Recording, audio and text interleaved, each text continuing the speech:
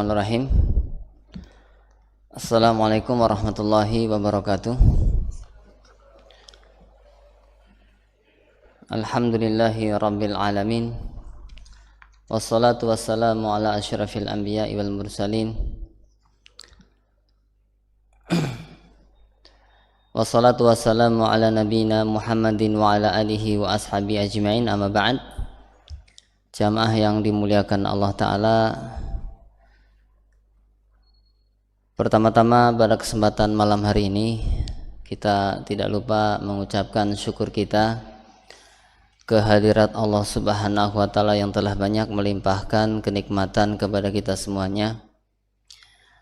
Salawat dan salam semoga senantiasa tercurah kepada junjungan kita Nabi besar Muhammad sallallahu alaihi wasallam, kepada keluarga beliau, kepada sahabat beliau, dan kepada seluruh kaum muslimin yang mengikuti beliau dengan baik. Wa man tabi'ahum bi ihsan ila yaumiddin.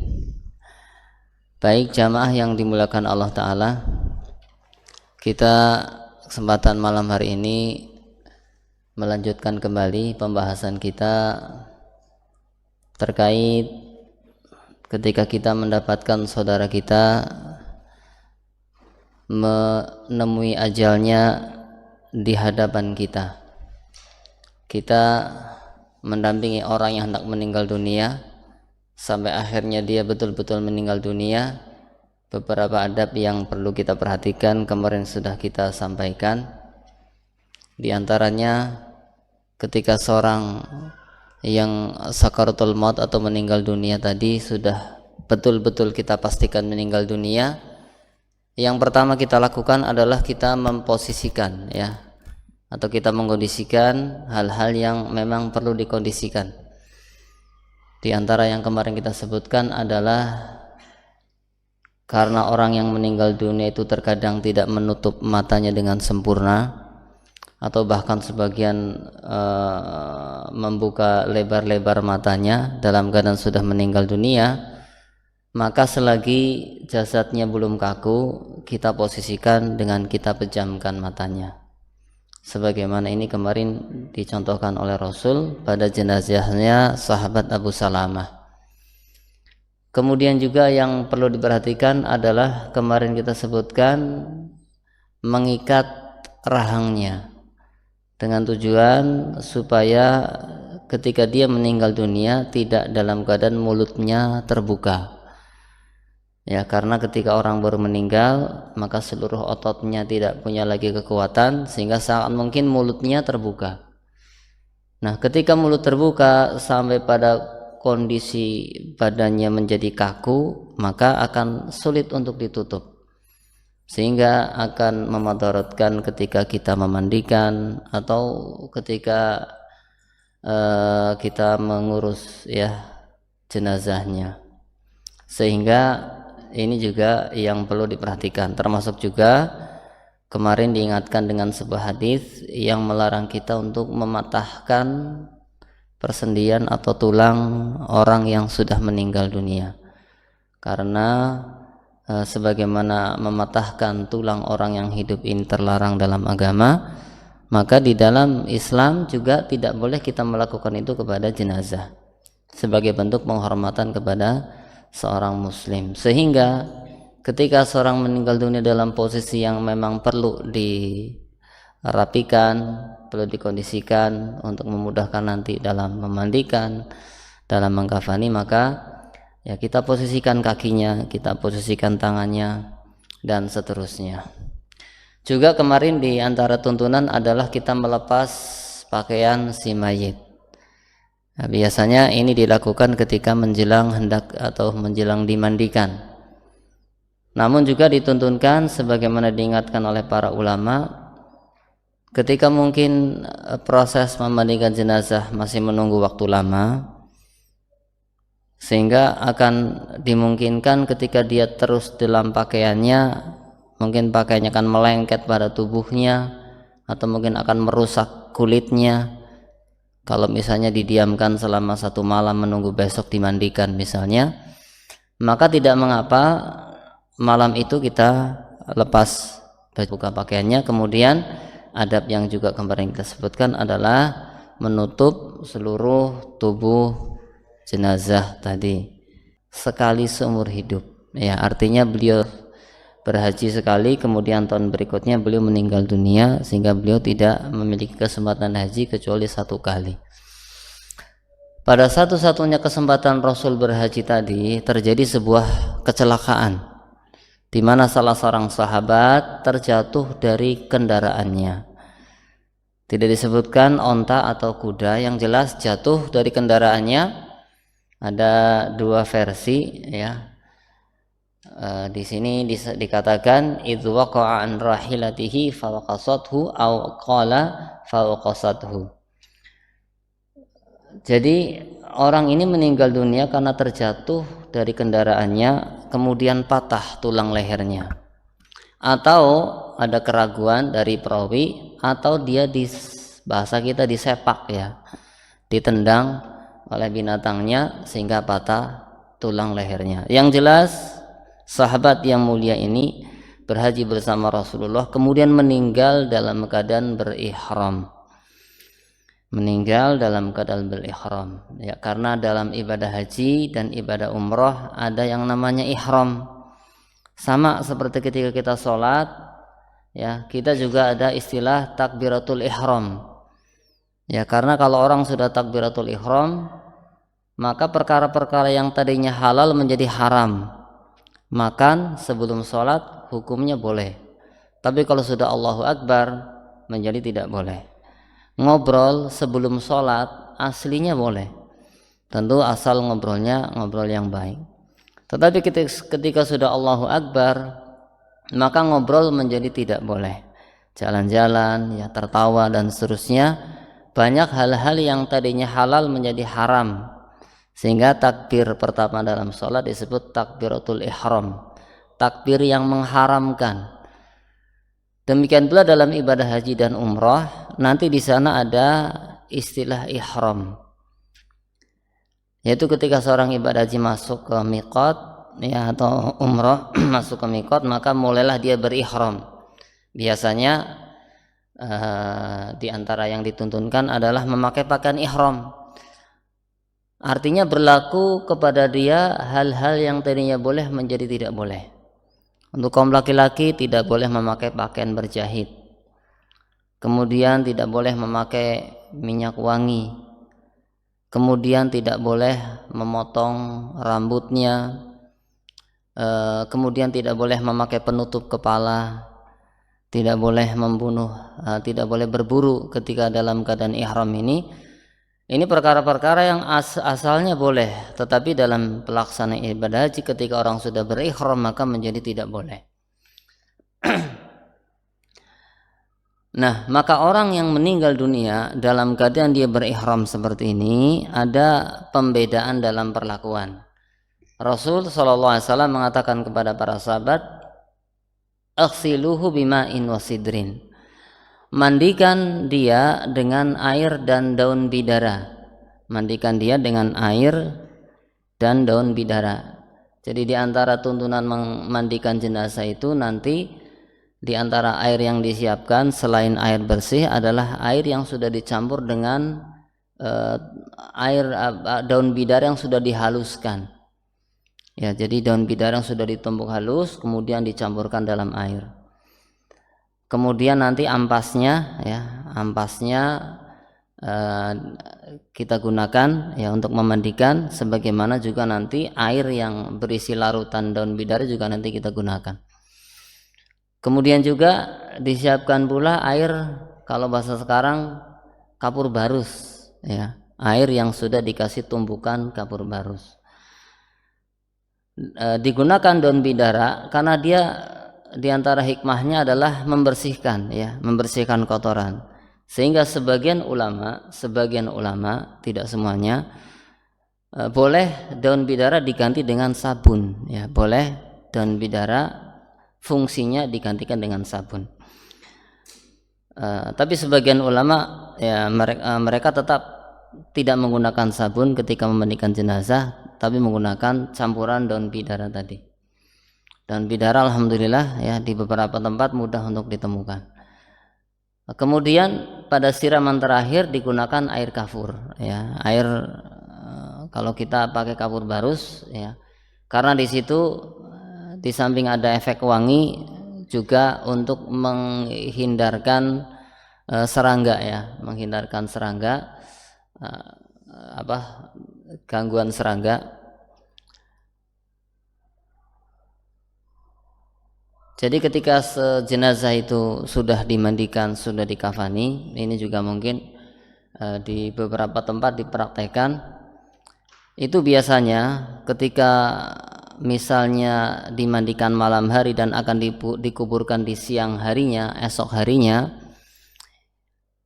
ini untuk menghindari tadi, ya, menghindari misalnya ada semut, ya, atau mungkin ada kecoa, maka ketika diletakkan di atas meja jenazah tadi, di atas meja panjang atau di atas ranjang yang panjang, kemudian diupayakan supaya semut tidak naik, ya, diupayakan supaya serangga tidak naik, misalnya dengan menggunakan dikasih kapur anti semut, ya, kan sekarang ada itu, dikasih kapur anti semut di kaki-kaki mejanya supaya untuk menghindarkan serangga-serangga yang tidak diinginkan masuk nanti mengganggu jenazah yang akan dikuburkan esok harinya.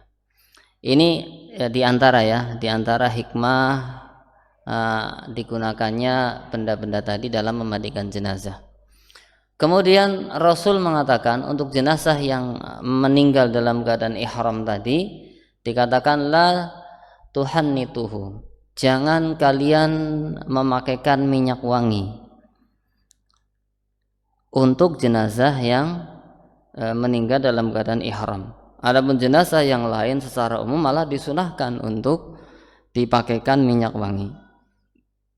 Wala tukhammiruhu, ini juga sama, ya, tidak diberi bukhur, wala tukhammiruhu wala tukhammiru ra'sahu, jangan ditutup kepalanya. Jenazah yang meninggal dalam keadaan ihram, maka di antara perbedaannya dengan jenazah yang lain, kalau jenazah yang lain ditutup seluruh tubuhnya, kalau jenazah yang meninggal dalam keadaan ihram dibiarkan kepalanya terbuka. Fa innahu yub'atsu yaumal qiyamati mulabbiya. Kenapa diperlakukan berbeda seperti ini? Di antara hikmah yang disampaikan Rasul, karena dia nanti akan dibangkitkan oleh Allah dalam keadaan bertalbiyah. Labbaik Allahumma labbaik, labbaik la syarika laka labbaik, ya innal hamda wa ni'mata lak wal mulka la syarika lak. Ini di antara talbiyah yang dibaca orang yang melakukan ibadah haji, ya, mereka disunahkan mengulang-ulang lafaz ini. Ini sebuah kemuliaan, ya, ini sebuah kemuliaan. Nah, orang yang meninggal dalam keadaan dia berihram, maka Rasul mengatakan dia akan dibangkitkan dalam keadaan bertalbiyah. Ini menunjukkan keutamaan yang sangat besar yang diberikan kepada mereka. Karena secara umum orang ketika dibangkitkan, maka dia akan dihadapkan kepada azab atau dihadapkan kepada nikmat yang dia tidak tahu. Akan ada hisab, akan ada mizan, akan ada sirat, akan ada kisos dan seterusnya. Dia sangat butuh pertolongan dari Allah Ta'ala. Dia akan sangat mungkin mengalami kesulitan-kesulitan di yaumul qiyamah secara umum. Namun orang yang meninggal dunia dalam keadaan berihram, dia dibangkitkan dalam keadaan mulia, yaitu dalam keadaan bertalbiyah, menyebut mengagungkan Allah Ta'ala. Ini menunjukkan mereka orang-orang yang tidak mendapatkan rasa takut sebagaimana rasa takut yang dialami oleh kebanyakan makhluk pada hari kiamat kelak. Ya, mereka dibangkitkan dalam keadaan yang berbeda dengan makhluk-makhluk yang lain. Ini keutamaan yang Allah berikan kepada mereka. Ya, ini sedikit tambahan. Yang menjadi pelajaran di sini adalah bahwasanya diperintahkan secara asal untuk menutup seluruh tubuh mayit. Ya. Menyambung dengan adab yang berikutnya, tahsinul kafan, memperbagus kafan, memperbagus proses pengkafanan, ya, memperbagus proses pengkafanan. Ini diambil dari hadis Nabi SAW dalam Sahihain dari sahabat Jabir bin Abdullah. Nabi bersabda, "Idza kafana ahadukum akhahu fal yuhassin kafanahu. Rasul memberikan pesan kepada kita ketika kita sedang mengurus jenazah. Apabila salah seorang dari kalian mengkafani saudaranya, saudara seagama, saudara muslim, maka perbaguslah kafannya. Nah, maka di sini diambil di antara tuntunan dalam mengelola atau mengurus jenazah adalah memperbagus proses pengkafanan. Pertanyaannya adalah apa yang dimaksud dengan memperbagus proses pengkafanan ini? Apakah berarti kafannya harus baru, kafannya harus mahal, atau bagaimana? Maka secara ringkas, yang dimaksud dengan memperbagus proses pengkafanan adalah mengkafani orang yang meninggal dunia dengan tata cara yang dituntunkan oleh syariat, yuwafiqus syara', ya, itu yang dimaksud memperbagus, yaitu apa? Mengkafani saudara kita, mengkafani jenazah dengan cara yang dituntunkan oleh syariat. Ini yang dimaksud dengan bagus dalam mengkafani jenazah. Terus bagaimana secara syariat proses mengkafani jenazah? Ini pembahasannya sebenarnya dalam kitab-kitab fikih disebutkan para ulama. Ya, namun mungkin sedikit kita singgung di sini sebagai gambaran, ya, sebagai gambaran. Di antara yang dituntunkan atau dalam masalah mengkafani jenazah, di antara yang perlu kita ketahui, yang pertama di situ ada kadar wajib, ya. Ada kadar minimal dalam mengkafani jenazah. Nanti ada yang sunnah, ya, ada yang ideal, ada yang minimal. Yang minimal adalah menutup seluruh tubuhnya walaupun dengan satu lembar kain. Dan yang ideal adalah yang sesuai sunnah, yang mustahab ketika lebih disempurnakan, yaitu dengan menggunakan 3 lembar kain. Tapi seandainya menggunakan satu kain, maka ini sudah cukup. Ya, sudah cukup memenuhi standar minimal mengkafani jenazah, sudah sah, sudah boleh. Diambil dari peristiwa yang dialami sahabat Mus'ab bin Umair. Mus'ab bin Umair ini seorang pemuda Mekah, anak orang kaya. Namun ketika masuk Islam dan akhirnya dia berhijrah ke Madinah, dia hidup sederhana. Dan dia termasuk yang merintis dakwah di Madinah. Ketika Rasul belum berhijrah ke Madinah, maka Rasul sudah mengirim dai ke sana. Di antara dai yang dikirim adalah sahabat Mus'ab bin Umair ini, yang dengan pertolongan Allah tentunya melalui tangan Mus'ab bin Umair hampir seluruh penduduk Madinah masuk Islam. Tidak ada rumah di Madinah kecuali di dalamnya sudah ada orang yang masuk Islam. Ini diantara buah dakwah Mus'ab bin Umair, sehingga ketika Rasul berhijrah ke sana, memang orang-orang Madinah sudah berislam. Mus'ab bin Umair meninggal pada perang Uhud, ya, meninggal pada perang Uhud. Nah, di sini ada peristiwa meninggalnya beliau sering disebutkan dalam kitab-kitab fikih mengelola jenazah, karena dikatakan dalam kisah dalam hadis tersebut, disebutkan oleh Khabab, ya, hina qutila yawma Uhudin wa taraka namirah. Jadi Umar itu meninggal dunia dalam keadaan dia cuma punya 1 lembar kain. Meninggal dunia di Uhud dalam keadaan dia cuma punya 1 lembar kain. Kemudian kata Khabab ini sahabat yang menyaksikan peristiwa pemakaman Mus'ab, fakunna idza ghattayna biha ra'sahu badat rijlahu. Kami kalau menutupkan kainnya Umar di kakinya, kalau kita tutupkan di kepalanya, maka kakinya kelihatan, menunjukkan kain yang dimiliki Mus'ab bin Umair ini sangat terbatas. Kalau dipakai menutup kepalanya, maka kaki Umar kelihatan. Wa idza ghattayna rijlaihi bada ra'suhu. Kalau kemudian kita tarik untuk menutup kakinya sempurna, maka yang kelihatan sekarang kepalanya. Artinya kain yang untuk mengkafani sahabat Mus'ab bin Umair cuma itu. Sehingga apa solusi yang diberikan oleh Rasul sallallahu alaihi wasallam? Rasul kemudian dikatakan di sini fa'amarana Rasulullah an nughtiya ra'sahu. Sehingga Rasul kemudian memerintahkan kepada kita untuk kami menutup kepala Mus'ab dengan kain tersebut. Artinya kita memprioritaskan menutup kepalanya, walaupun dengan resiko kakinya nanti dibiarkan tetap terbuka. Kemudian wa naja'ala ala rijlaihi syai'an min idkhir. Kemudian kakinya yang terbuka tadi kita tutup dengan daun-daun kering, ya. Idkhir itu daun yang serbaguna kalau di masa Rasul sallallahu alaihi wasallam. Jadi dia kalau kita lihat itu seperti alang-alang, ya, mirip alang-alang. Oleh orang Arab sering dipakai untuk semacam atap, ya, atau mungkin campuran tanah ketika membuat bangunan. Jadi idkhir ini daun yang serbaguna seperti semak-semak tapi mirip alang-alang, ya. Dan kalau mengering dia lebih awet digunakan. Nah, maka yang diperintahkan Rasul kepada kami adalah supaya kami menutupkan kain yang dimiliki Umar tadi di kepala Umar, kemudian kepalanya yang tidak tertutup dengan kain diperintahkan Rasul untuk kakinya, ya, kakinya yang tidak tertutup tadi kemudian diperintahkan untuk ditutup dengan daun-daun idkhir.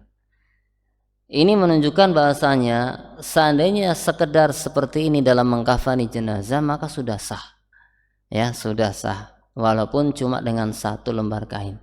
Di sini juga pesan yang kita tangkap dari hadis ini disebutkan para ulama adalah diperintahkan untuk menutup seluruh tubuhnya. Diambil dari bagaimana Rasul memerintahkan untuk menambahi kekurangan yang ada dengan daun. Karena seandainya tidak diharuskan menutup semua tubuh, tentu dibiarkan kaki Umar terbuka, Mus'ab bin Umair terbuka. Namun nyatanya dalam keadaan kain yang kurang tadi, Rasul terus berusaha bagaimana supaya seluruh tubuh Umar tertutup. Ini menunjukkan bahasanya yang wajib, kadar yang wajib minimal dalam mengkafani jenazah adalah menutup seluruh tubuhnya. Adapun yang lebih sempurna adalah menggunakan 3 lembar kain.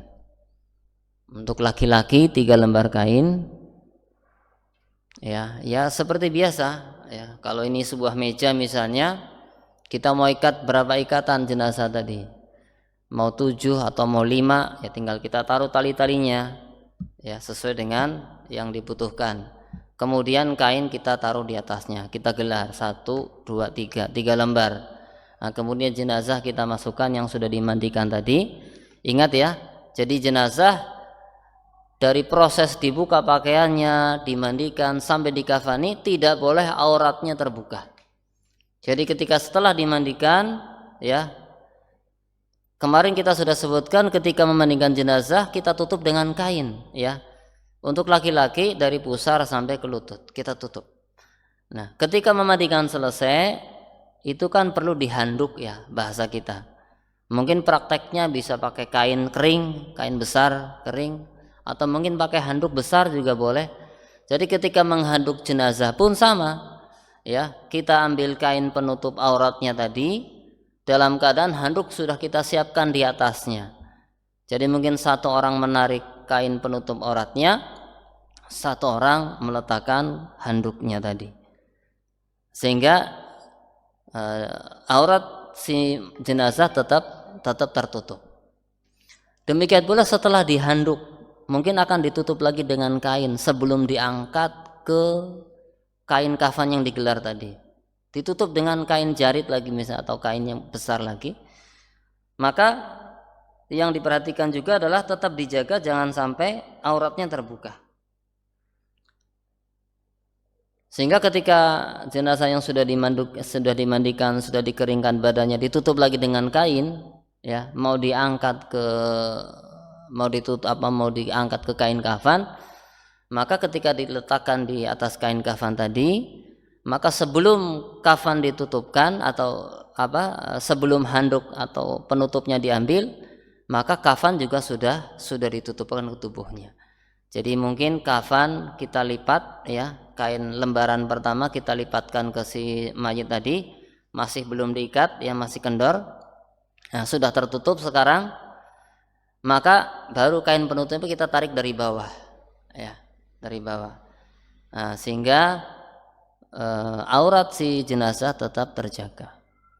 Nah, setelah ditutup lembar pertama ya, dirapikan. Nah, kemudian yang kedua dirapikan lagi, yang ketiga dirapikan lagi, kemudian baru diikat ya. Diikat dengan tali yang sudah disiapkan tadi. Kemudian juga dituntunkan di sela-sela kain tadi dikasih wangi-wangi ya, dikasih minyak wangi atau dikasih apa itu semacam rempah-rempah yang sudah disiapkan untuk jenazah, biasanya aromanya juga wangi, disiapkan di situ. Ada juga yang jadi di bagian di bagian pusar ke bawah ini yang akan diletakkan jenazah di situ dikasih kapas dulu ya, semacam dilapisi dengan kapas lebar ya, kemudian dikasih wangi-wangi di situ. Ada yang seperti itu. Ini untuk jenazah laki-laki ya, sempurnanya 3 lembar. Untuk jenazah wanita maka sempurnanya 5 lembar. Jadi 2 lembar ditambah dengan izar, sarung istilahnya, kemudian gamis, kemudian kerudung. Ya. Ya semuanya dari kain kafan ini, baik sarungnya dari kain kafan. Kemudian gamisnya juga dari kain kafan. Ya, jadi kain yang lebar itu ya. Kemudian bagian tengahnya dikasih lubang untuk masuknya kepala. Biasanya begitu ya. Jadi kainnya panjang, lubangnya diletakkan di tempat yang sekiranya nanti jenazah kepalanya di situ. Sebelumnya dikasih kain untuk sarungnya dulu ya. Jadi kain lebar 2 ya, lapis pertama, lapis kedua, kemudian di atasnya baru kain yang pendek yang hanya menutup jenazah dari pinggang ke bawah ya, kemudian gamisnya, kemudian nanti ada kerudungnya juga disiapkan nanti untuk perempuan ya, untuk perempuan seperti itu. Ini lebih sempurnanya dalam mengkafani jenazah, walaupun seandainya cuma 1 lembar sebagaimana yang dilakukan Rasul SAW, maka ini sudah mencukupi. Adapun Rasul sendiri ketika meninggal dunia, beliau dikafani dengan 3 lembar kain ya, 3 lembar kain. Ini diantara tuntunan dalam mengkafani jenazah. Dan ini untuk jenazah secara umum ya. Untuk jenazah yang tadi meninggal dalam keadaan ihram, maka yang membedakan adalah tidak menutup kepala, tidak menutup kepalanya. Kemudian di antara tuntunan dalam mengkafani jenazah adalah menggunakan kain yang tebal. Dalam artian bukan kain yang transparan. Ya, tidak menggunakan kain yang transparan, karena kain yang transparan hakikatnya dia tidak menutup aurat. Jadi sebagaimana kain transparan juga tidak menutup aurat bagi orang yang hidup, maka dalam mengkafani jenazah pun dihindarkan untuk tidak menggunakan kain yang transparan yang tidak menutup auratnya. Ini juga salah satu praktek ya, melaksanakan perintah Rasul untuk memperbagus dalam mengkafani jenazah. Di antara ihsan atau memperbagus kafan juga dari sisi kebersihannya. Ya, dipilih kafan yang bersih, kemudian tebal dalam artian tidak transparan ya, tidak membentuk lekuk-lekuk tubuhnya nanti. Kemudian tawasud ini artinya tidak bermewah-mewah. Tidak bermewah-mewah dalam menggunakan kain kafan, kain sutra misalnya, atau kain berlapis emas misalnya. Ini tidak dituntunkan, ini tidak ihsan dalam mengkafani jenazah. Kemudian ketika di antara bentuk memperbagus kafan adalah ketika memang kondisi kafan yang berbeda, artinya dari 3 lembar kafan tadi ada yang bagus, ada yang lebih bagus lagi, maka kafan yang paling bagus itu diletakkan yang paling luar nanti. Ketika mungkin ada 3 lembar, yang 2 bagus, yang 1 mungkin sudah kain lama bukan kain baru, maka kain yang bagus tadi diletakkan di posisi paling luar, di lapisan paling luar, supaya nanti terlihat bagus dalam mengkafaninya. Ya, karena kafan itu ibarat pakaian ya bagi orang yang masih hidup.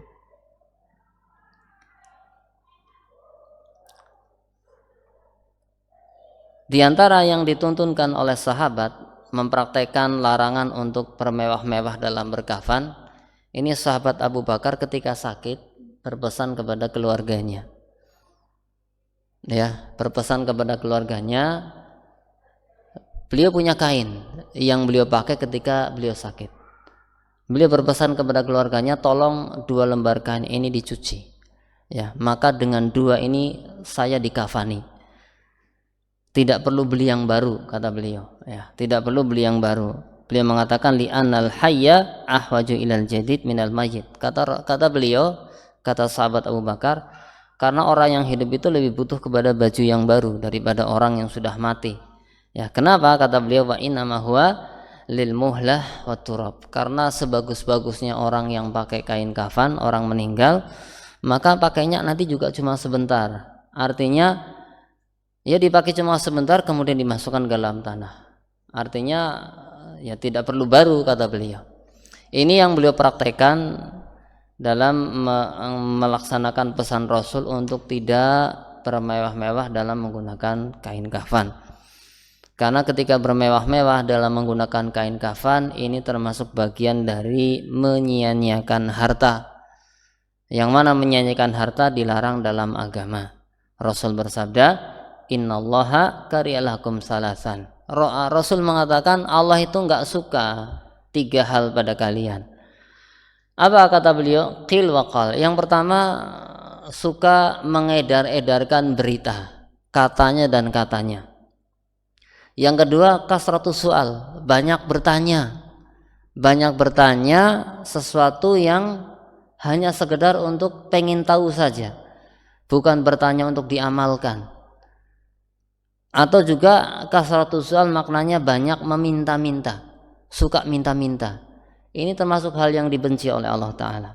Dan yang ketiga yang dibenci Allah adalah idha'atul mal, suka menyia-nyiakan harta. Nah, jadi ketika seorang mengkafani dengan bermewah-mewah, maka ini termasuk bagian dari menyia-nyiakan harta yang dilarang dalam agama. Ini diantara tuntunan secara ringkas tentang mengkafani jenazah ya. Kemudian juga di antara yang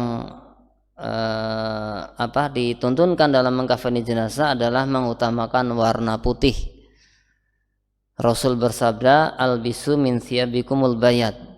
Pakailah oleh kalian baju berwarna putih. Jadi pakaian warna putih ini warna yang diperintahkan oleh Rasulullah SAW. Kemudian fa innaha min khiyari thiyabikum, karena pakaian putih itu sebaik-baik pakaian kalian. Wa kaffinu fiha mautakum, dan kafanilah orang mati kalian dengan kain putih. Ini menunjukkan bahasanya di antara yang disunahkan dalam mengkafani jenazah adalah menggunakan kain berwarna putih. Kemudian juga disunahkan untuk memberikan wangi-wangian pada kain kafan tadi. Baik kaum muslimin yang dirahmati Allah Ta'ala, ini mungkin secara ringkas tentang mengkafani jenazah, ya mungkin lebih lengkapnya dalam pembahasan fikih tentunya. Kemudian adab yang terakhir dari rentetan pembahasan kita tentang mendampingi orang yang meninggal dunia adalah asri'u atau ta'jil bitajhiz, menyegerakan dalam proses mengurusi jenazah secara umum, menyegerakan. Ya, segera dimandikan, segera dikafani, segera disolati, segera dikuburkan. Ya, jadi prinsip asalnya adalah menyegerakan. Menyegerakan di sini maknanya adalah tidak berlambat-lambat, tidak menunda-nunda. Bukan berarti harus buru-buru, tidak. Tapi lebih cepat, lebih baik. Kenapa? Rasul bersabda dalam hadis riwayat Imam Bukhari dari sahabat Abu Hurairah, beliau berpesan kepada kita semua dalam mengurus jenazah, asri'u bil jinazah, bersegeralah dalam mengurus jenazah. Kenapa? Fa in taku sholihah fa khairun tuqaddimunaha. Karena kalau jenazah tadi adalah orang yang baik, maka dengan menyegerakan berarti engkau menyegerakan dia untuk menemui kebaikan yang Allah janjikan. Kalau dia adalah jenazah orang soleh, maka kalau kita segera urus jenazahnya, berarti kita menyegerakan dia untuk bertemu dengan kebaikan-kebaikan yang telah Allah janjikan. Wa in taku siwa dzalik, lalu bagaimana kalau jenazahnya orang yang tidak soleh, tidak seperti jenazah pertama? Apa hikmah disegerakannya menyegerakan jenazah? Kata beliau, jika keadaannya tidak seperti itu, artinya bukan dari kalangan orang yang baik, maka fasyarrun tad'unahu an riqabikum. Maka dengan menyegerakan berarti engkau telah menyegerakan untuk melepaskan beban dari pundak-pundak kalian. Ya, jadi ketika orang mengangkut jenazah, ya ini gambarannya, maka diperintahkan untuk bersegera, bergegas, tidak berlambat-lambat. Tentu bukan berarti kemudian akhirnya menimbulkan keributan, ya, kegaduhan. Mungkin pengiringnya ketinggalan atau mungkin pemikulnya yang akhirnya kerepotan sendiri. Ya, jadi perintah untuk menyegerakan jenazah tentu ini tetap dengan hikmah, ya. Tetap dengan hikmah. Kenapa? Karena kalau jenazah ini orang baik, berarti engkau menyegerakan dia, engkau mengantar dia, menyegerakannya kepada kebaikan yang Allah janjikan. Kalau dia jenazah bukan orang yang baik, maka engkau akan segera melepaskan beban di pundak-pundak kalian.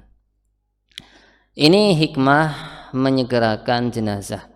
Maka secara umum juga demikian, ya. Secara umum juga demikian, segera dimandikan, segera dikafani, segera disolati, segera diantar, segera dimakamkan. Namun seandainya ada kemaslahatan untuk ada semacam penundaan, ini juga tidak dilarang. Misalnya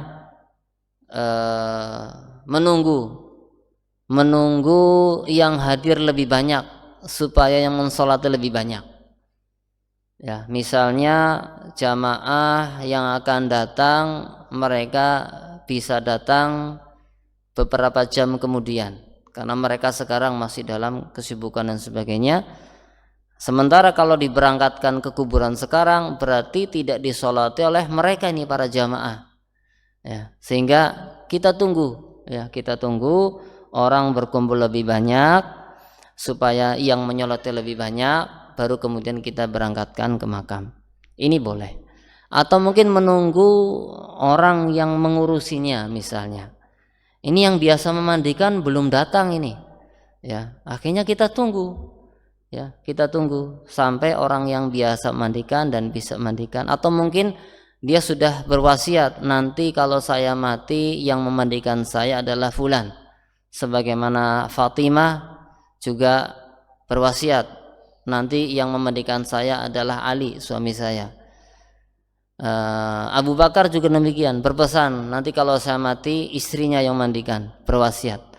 Maka kalau sudah ada wasiat, yang diutamakan memandikan adalah mereka-mereka yang memang sudah dapat wasiat.